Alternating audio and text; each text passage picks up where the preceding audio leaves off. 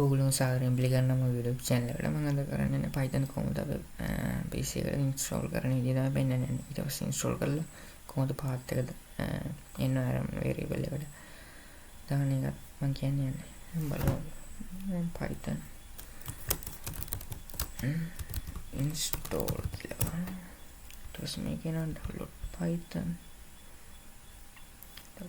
Python ඕගොල්ලන්ට පුළුවන් install කරන්න. ලේසියෙන්ම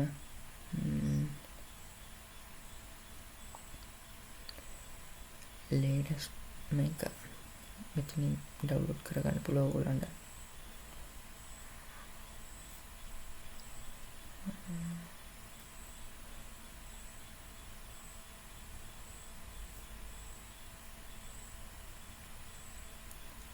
ඒසොල්ලන්ට ඉන්ස්ටෝල් වෙනවා.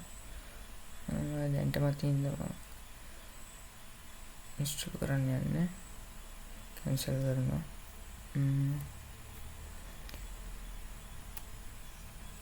ඊට පස්සේ ඒ ඉන්ස්ටෝල් කරාට පස්සේ කොහොමද පෙන්වන්නේ තමයි ඊට පස්සේ කරන්න තියෙන දේවල් ටික. දැන් තමයි මම Python ඉන්ස්ටෝල් කරගොත් මම ක්ලික් කරනවා. දැන් තමයි ඉන්ස්ටෝල් කරලා මම modify එකට යනවා. ඔයගොල්ලෝ documentation එක දැන් ටික එකක් දාන්න pipe කියන ටික එකක් දාන්න. ඊට පස්සේ next දෙන්න. create shortcut එකක් ඕන create කරන්න. add Python to environment variable අනිවාර්යයෙන් මේක ටික එකක් දාගන්න. නැතුණා එපා. ඒක තමයි ඉන්ස්ටෝල් ලොකේෂන් එක මෙතන තමයි ඉන්ස්ටෝල් ලොකේෂන් එක. ඊට පස්සේ ඉන්ස්ටෝල් කරන එක තමයි තියෙන්නේ. ඔයගොල්ලෝ මෙහෙම කරත් බැරි වෙලා මේ add python environment variable එක ආව නැත්තම් ඔයගොල්ලන්ට ටික් එකක් දාන්න ඔයගොල්ලෝ ඉන්ස්ටෝල් කරලා ඊට පස්සේ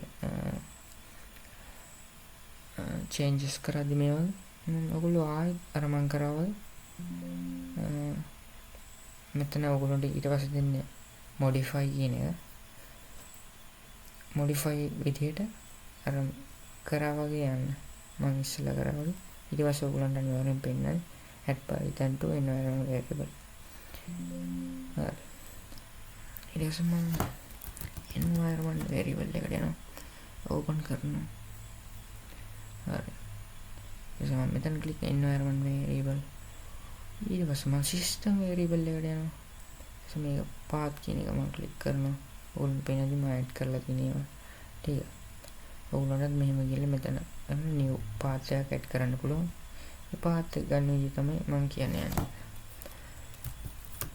Python ක්ලික් කරනවා.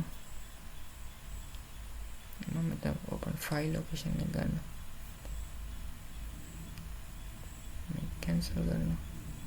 මම මෙතනට ගිහලා මේ copy කරගන්නවා control එකයි ඔයාලා ඔක්කොම select කරගෙන ඊට පස්සේ control එක C එකයි ඔයාලා copy කරගන්නවා ඊට පස්සේ ඒක තමයි මෙතෙන්ට මම add කරන්නේ